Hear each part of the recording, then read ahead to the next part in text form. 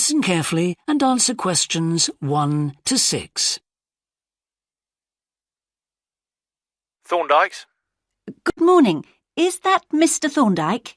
Speaking. How can I help?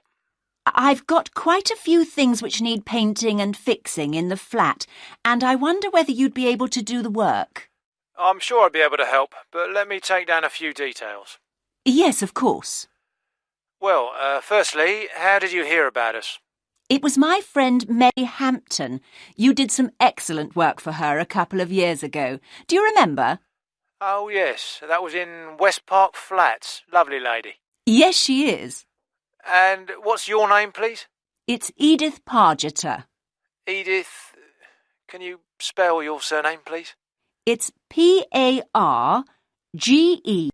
Double T, right. And do you live in West Park Flats as well? No, actually, it's East Park, flat 4. Oh, right. That's over the road, I seem to remember. Quite difficult to get to. Yes, it's at the back of the library. Right, I know. And what's your phone number? 875-934, but I'm out a great deal in the afternoons and evenings. So would the best time to ring you be in the morning? Yes. Fine, I've made a note of that. Can I just ask, I'll be in a van and I know parking's rather difficult around your flats. Where would you recommend? Well, I always tell people in larger vehicles to park by the post box on the other side of the road from the entrance. Good, thanks. And will you be able to give me a full itemised quote? Oh, yes, I'll list all the jobs separately with individual prices. That'd be a great help. No problem. Before you hear the rest of the conversation, you have some time to look at questions 7 to 10.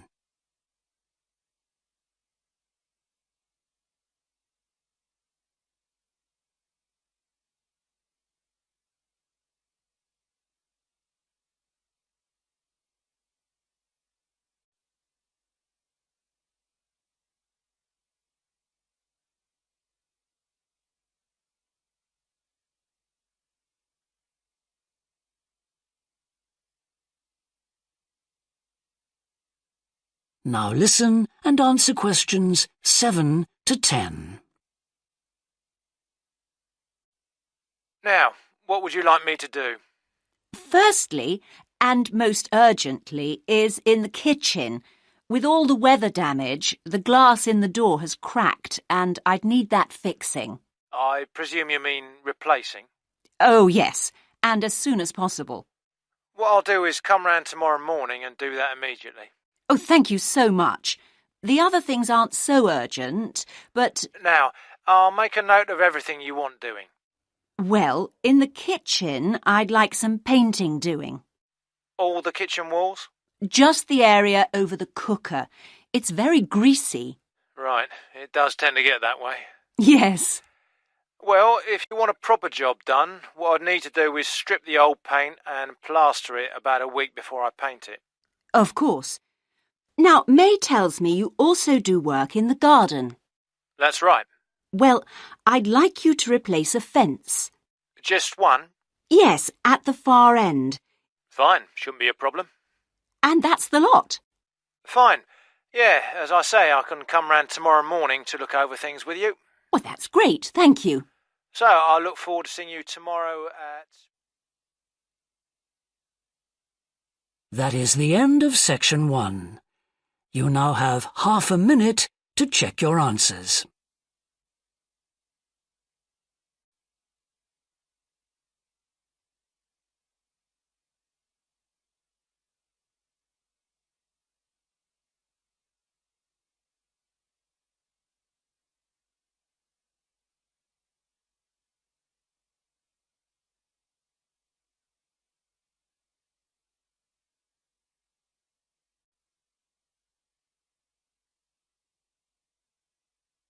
Now turn to section 2.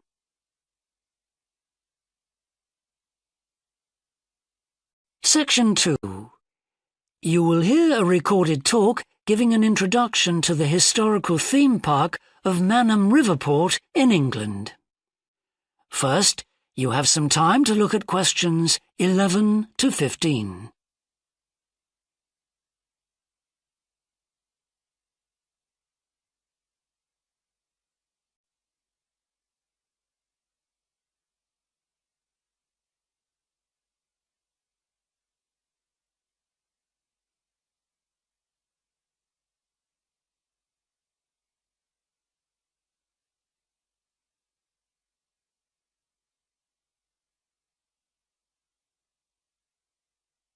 Now listen carefully and answer questions 11 to 15. Welcome to Manham Port, where 1,000 years of history are brought to life. All the family can enjoy a day out at Manham, visit our copper mine, see models of the machinery it used, have your photo taken in 19th century costume, experience at first hand how people lived at different stages throughout history, and especially how children studied, worked and played. The port of Manham is located in beautiful and peaceful countryside, on a bend in the great River Avon, and developed here because it's the highest navigable point of the Avon. Boats can go no higher up this river, and proved a handy place to load and unload cargo to and from the sea, which is over 23 miles away. A small port was already established here when, about 900 years ago, tin was discovered nearby, though it wasn't until the Industrial Revolution, when a tremendous need for metals of all kinds developed, that Manham expanded to become one of the busiest ports in the country.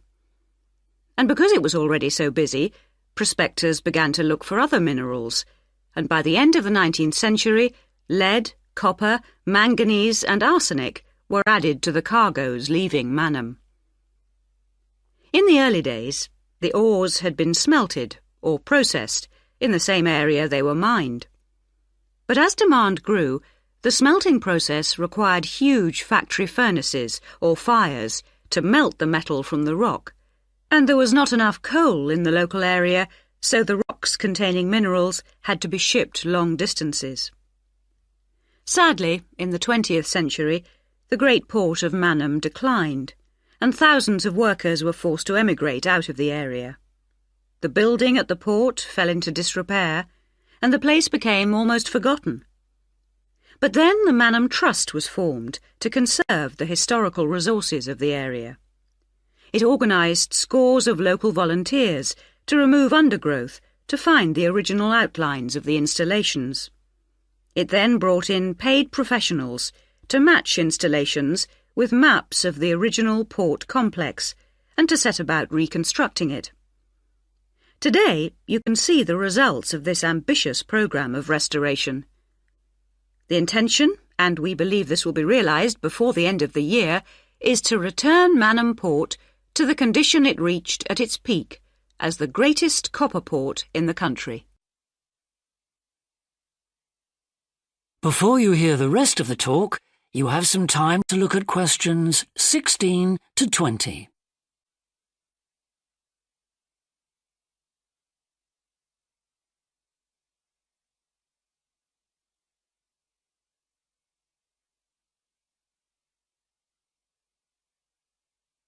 Now listen and answer questions 16 to 20. But what can you do and see on your visit today? Here are just a few highlights. We suggest you start with the visit to the copper mine. Travel on converted mining trains and journey into the depths of the mountain along seams once worked by hundreds of miners. Watch out especially for the great pumping machines which rid the mine of water. But please be warned that, like all mines, ours is very dark and closed in, and we do say that children under 5, and also dogs, should not be taken into the mine. The next recommended visit is to the village school. While looking round the classrooms, take a special look at our display of games, which is one of the largest in the world. And it's recommended that you time your visit to coincide with a guided tour. This will give you the opportunity to ask lots of questions. Near the school is the beautiful old sailing ketch called the George. You're welcome to board the boat and look round the cabins. Look out for the ship's wheel, which was missing until only 5 years ago, when it was dredged out of the silt by a local fisherman. We have no idea how it got there, but it's been polished and proudly restored to its original place on the boat. Please take care going down the ladders if you wish to visit the lower deck. We don't recommend you allow young children to use them. So we hope you have a memorable visit to Manham Port, and we'll tell your friends all about us. That is the end of section 2. You now have half a minute to check your answers.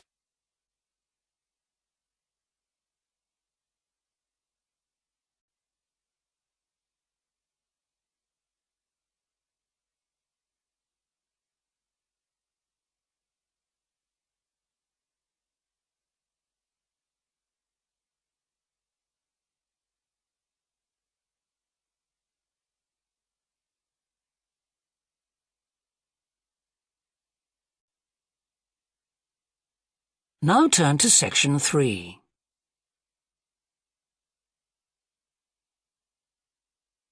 Section 3. You will hear 2 psychology students called Tim and Laura talking about Laura's work placement. First, you have some time to look at questions 21 to 24.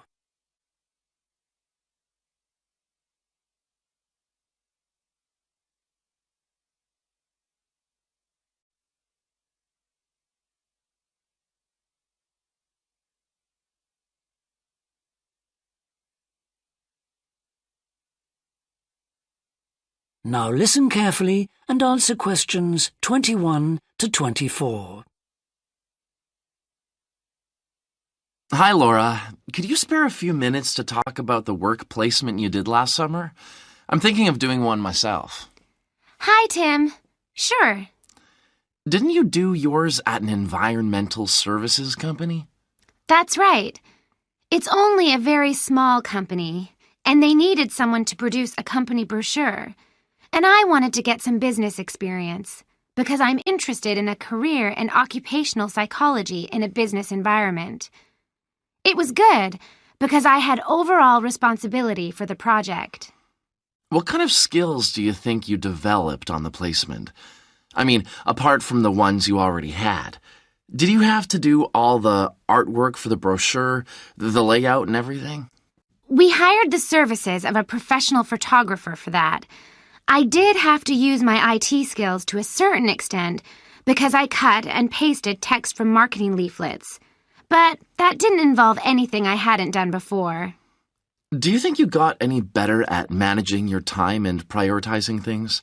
You always used to say you had trouble with that. Oh, definitely.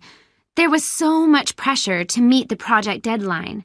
And I also got better at explaining things and asserting my opinions, because I had to have weekly consultations with the marketing manager and give him a progress report. It sounds as if you got a lot out of it then. Absolutely. It was really worthwhile. But, the company benefited too. Yes, they must have done. After all, if they'd used a professional advertising agency to produce their brochure instead of doing it in-house, presumably they'd have paid a lot more. Oh, yes. I worked it out. It would have been 250% more, and I thought the end result was good, even though we did everything on site. The company has quite a powerful computer, and I managed to borrow some scanning software from the university. The new brochure looks really professional. It enhances the image of the company straight away. So, in the long run, it should help them to attract clients and improve their sales figures? That's the idea, yeah. Before you hear the rest of the discussion, you have some time to look at questions 25 to 30.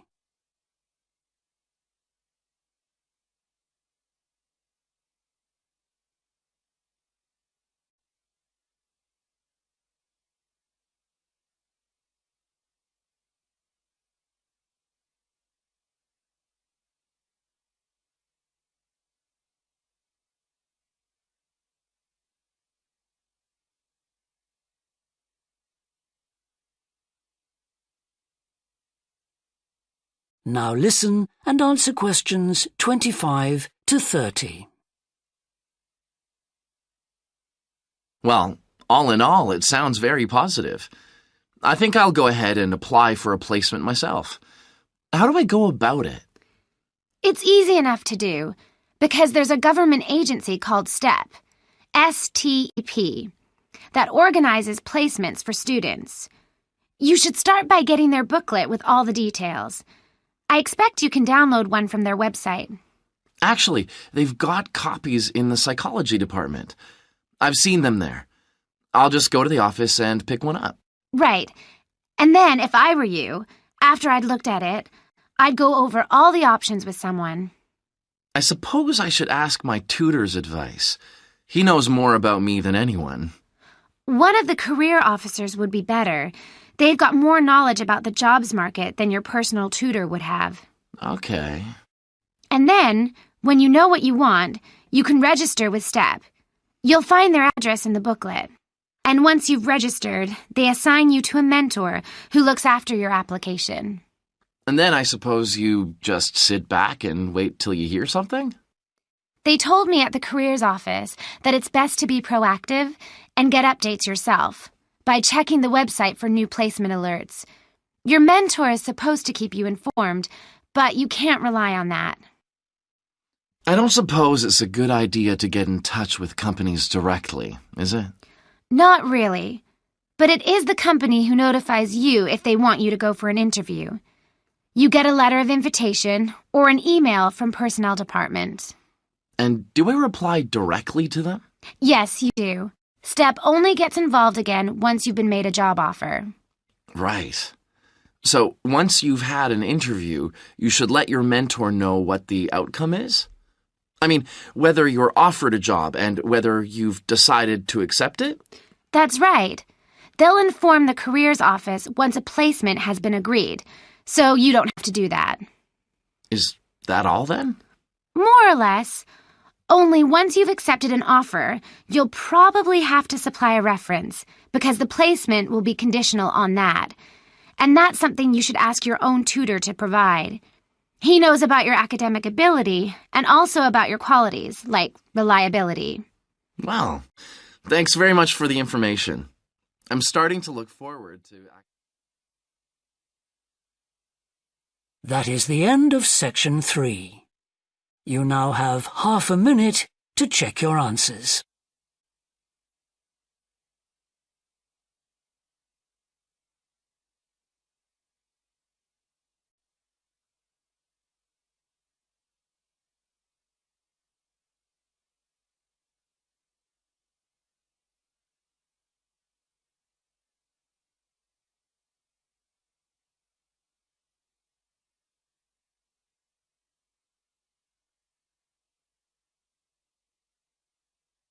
Now turn to section 4.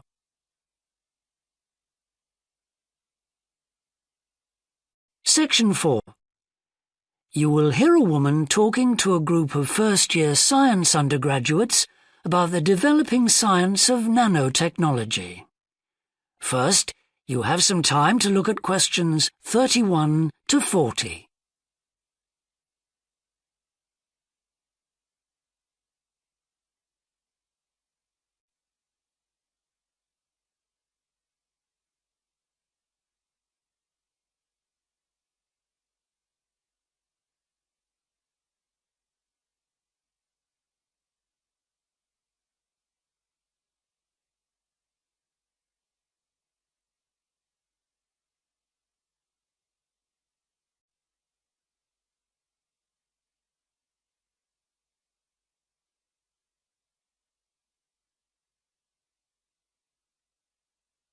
Now listen carefully and answer questions 31 to 40. Today we're going to look at an important area of science, namely nanotechnology. So, what is it? Nano means tiny, so it's science and engineering on the scale of atoms and molecules. The idea is that by controlling and rearranging atoms, you can literally create anything. However, as we'll see, the science of the small has some big implications, affecting us in many ways. There's no doubt that nanotechnology promises so much for civilization. However, all new technologies have their teething problems. And with nanotechnology, society often gets the wrong idea about its capabilities. Numerous science fiction books and movies have raised people's fears about nanotechnology, with scenarios such as inserting little nanorobots into your body that monitor everything you do without you realizing it, or self-replicating nanorobots that eventually take over the world. So, how do we safeguard such a potentially powerful technology? Some scientists recommend that nanoparticles be treated as new chemicals, with separate safety tests and clear labelling. They believe that greater care should also be taken with nanoparticles in laboratories and factories. Others have called for a withdrawal of new nanoproducts, such as cosmetics, and a temporary halt to many kinds of nanotech research. But as far as I'm concerned, there's a need to plough ahead with the discoveries and applications of nanotechnology. I really believe that most scientists would welcome a way to guard against unethical uses of such technology. We can't go around thinking that all innovation is bad, all advancement is bad. As with the debate about any new technology, it is how you use it that's important. So, let's look at some of its possible uses.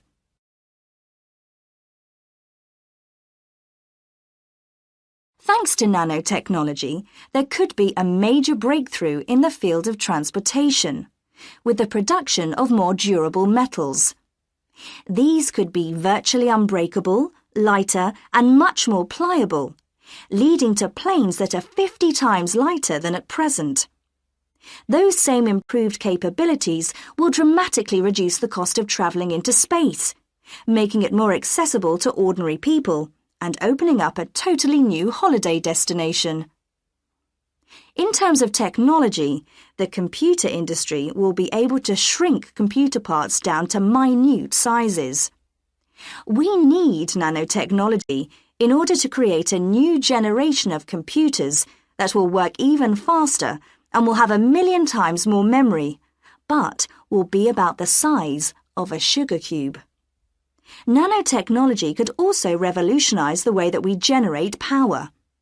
The cost of solar cells will be drastically reduced, so harnessing this energy will be far more economical than at present. But nanotechnology has much wider applications than this and could have an enormous impact on our environment. For instance, tiny airborne nanorobots could be programmed to actually rebuild the ozone layer, which could lessen the impact of global warming on our planet. That's a pretty amazing thought, isn't it? On a more local scale, this new technology could help with the cleanup of environmental disasters, as nanotechnology will allow us to remove oil and other contaminants from the water far more effectively. And if nanotechnology progresses as expected, as a sort of building block set of about 90 atoms, then you could build anything you wanted from the bottom up. In terms of production, this means that you only use what you need, and so there wouldn't be any waste. The notion that you could create anything at all has major implications for our health. It means that we'll eventually be able to replicate anything. This would have a phenomenal effect on our society. In time, it could even lead to the eradication of famine through the introduction of machines that produce food to feed the hungry. But it's in the area of medicine that nanotechnology may have its biggest impact. How we detect disease will change as tiny biosensors are developed to analyze tests in minutes rather than days. There's even speculation nanorobots could be used to slow the aging process, lengthening life expectancy. As you can see, I'm very excited by the implications that could be available to us in the next few decades. Just how long it'll take, I honestly don't know. That is the end of section 4. You now have half a minute to check your answers.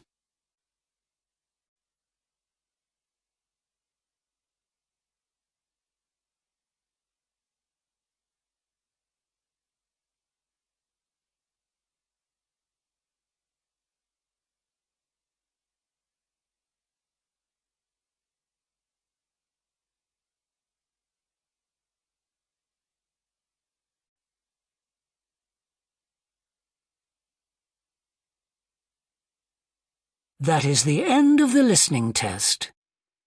In the Ielts test, you would now have 10 minutes to transfer your answers to the answer sheet.